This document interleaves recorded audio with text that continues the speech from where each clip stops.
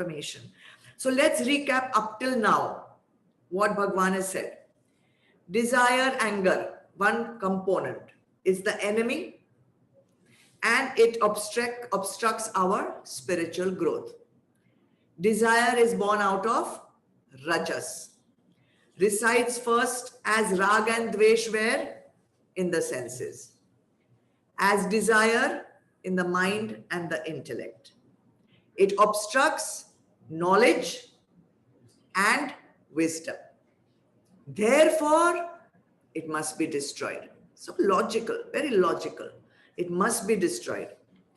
First line of attack, senses, because it is still in the disguise of rag and dvesh. But have you ever seen that when you try to control your rag and dvesh, your like and dislike, does it completely go away? No. Why? Because Bhagwan has told us earlier, the ras remains. The ras remains. It has not been uprooted completely. Even when you are not got that Vishay in front of you, the memory of it remains. So some more action will be needed.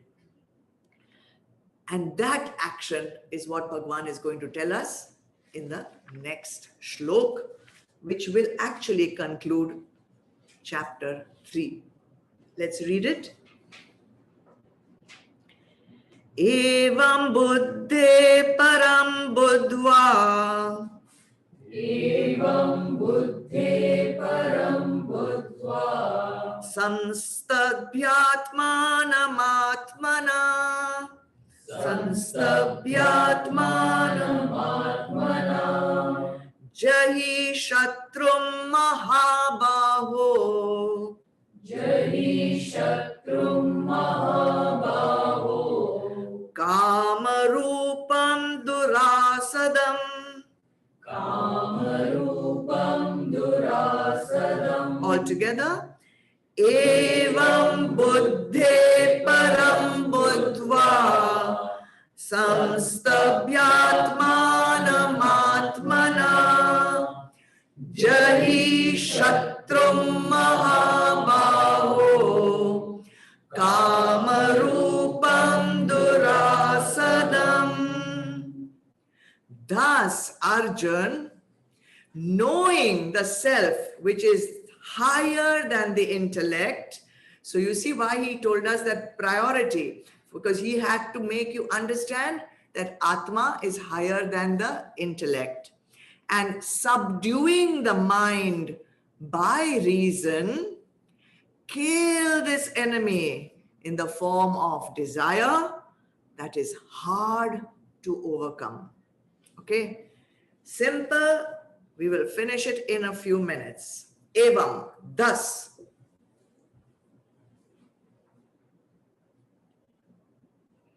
Buddhva, understanding, knowing, realizing, recognizing. Atmanamam, Atmanam, Atmanam, the self, the Atma. Param, superior, as superior. Buddhi, to the intellect. Samstabhya, completely establishing.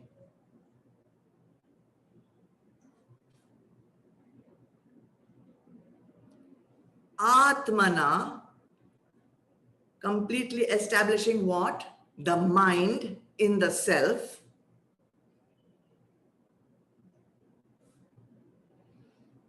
Mahabaho, Arjun, mighty armed one. Jahi, kill, destroy. Shatrum, enemy. Kamarupam, who is in the form of desire. And what else? Durasadam, hard to overcome.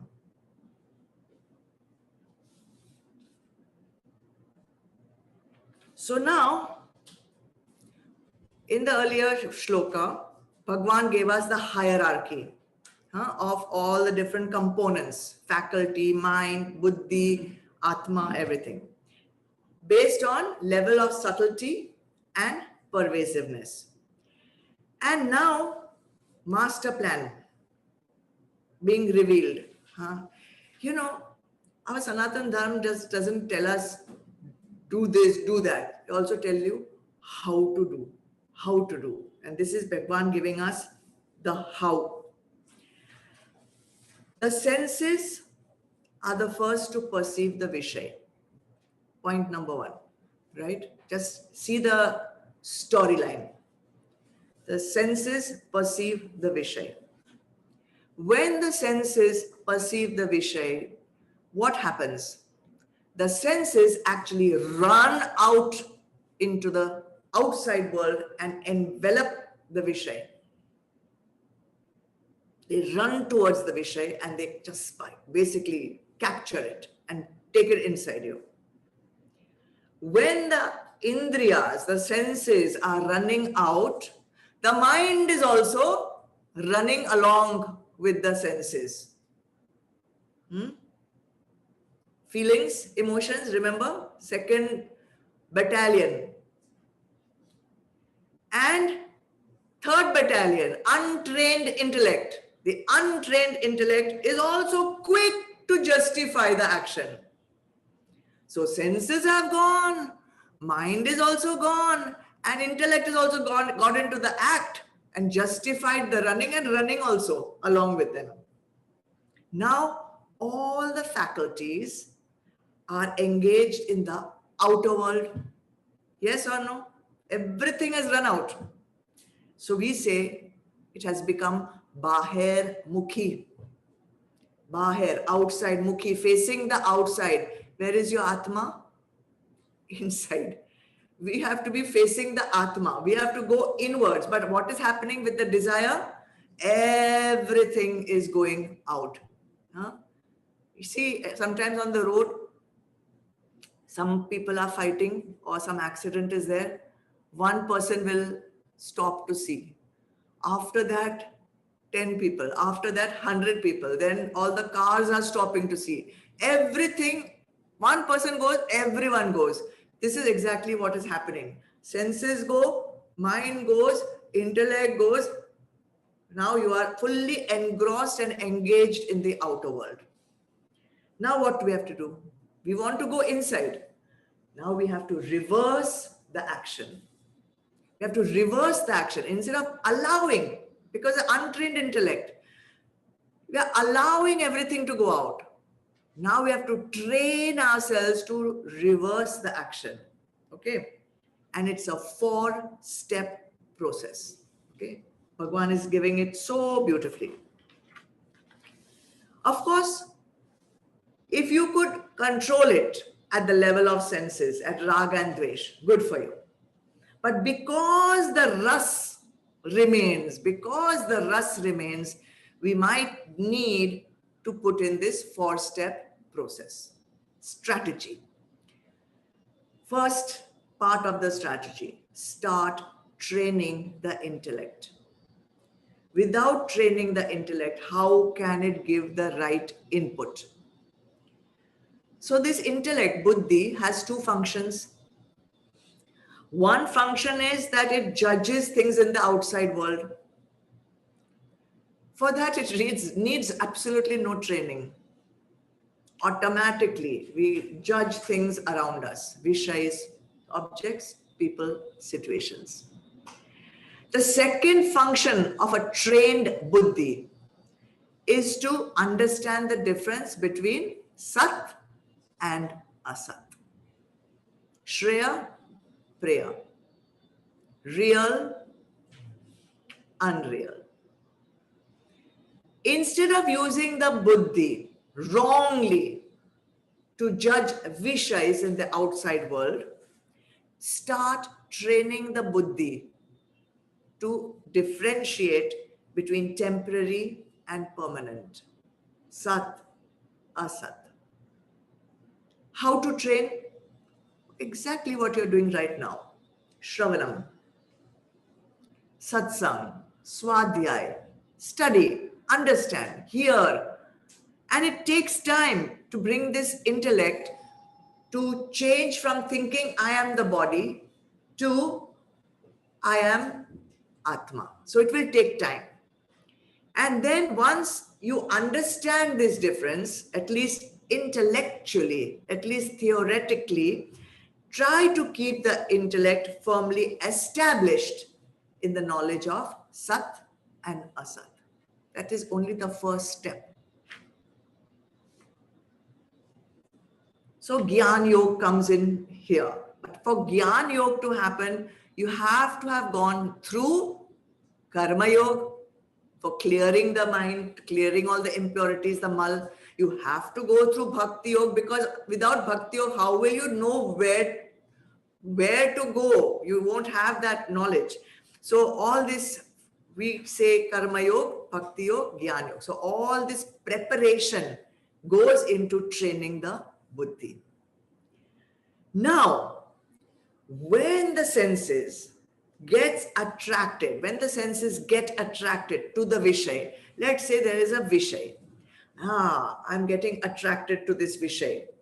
Now, instead of my Indriyas going, and then my mind going, and then my intellect going, everything running towards the Vishay, the trained intellect, because you already trained it in step 1, the trained intellect will now use its power of discrimination and pause and evaluate. Acha, Sat or Asat? Shreya or Preya? Goal or not goal? And when it comes to the conclusion, this is Asat. I mean, this is temporary. I mean, this is Priya. This is not Shreya. Then what will happen? The intellect will stop giving justification. When the intellect stops giving justification, it will not justify the action of the mind running towards it. What will it do?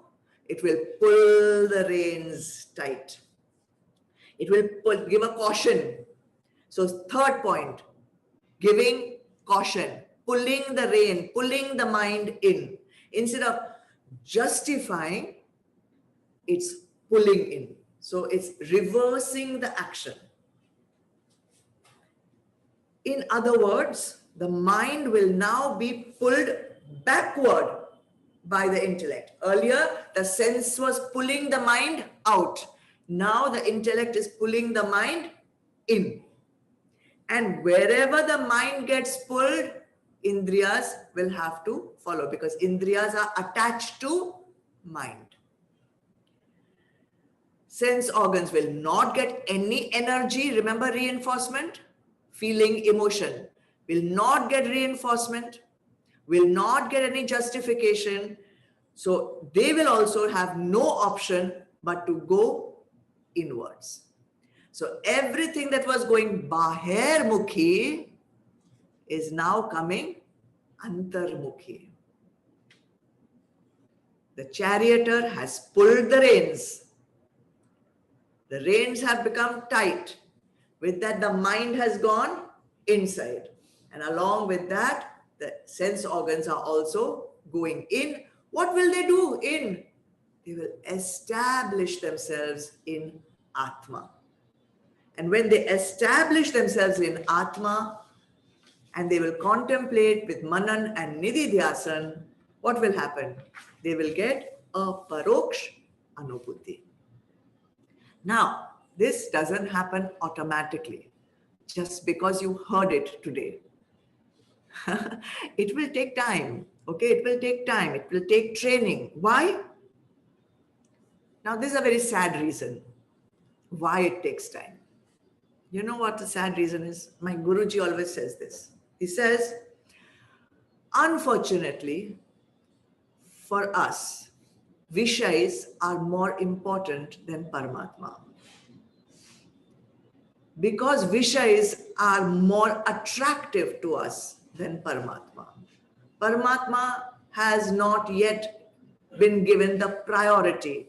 Vishayas have more priority. And this is where Bhakti Yoga is so important. That is the importance of Bhakti Yoga.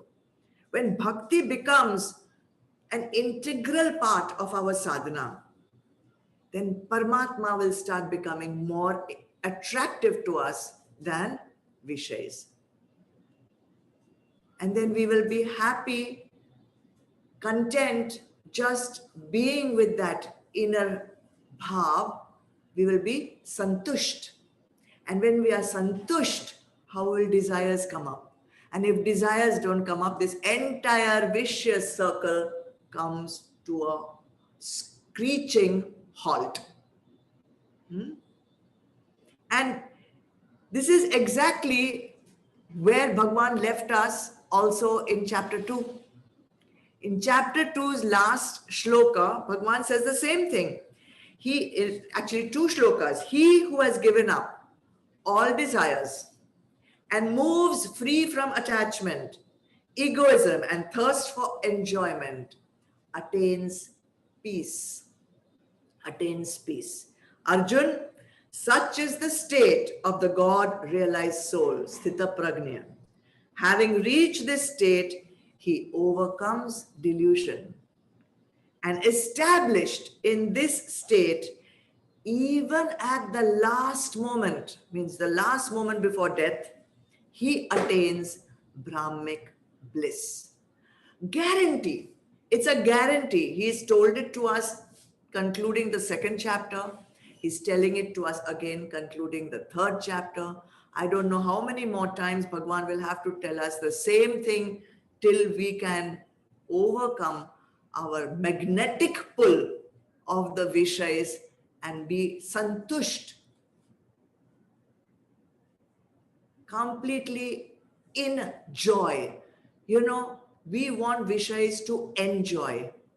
But I always say, don't enjoy Vishayas. Just be in joy within yourself. Huh?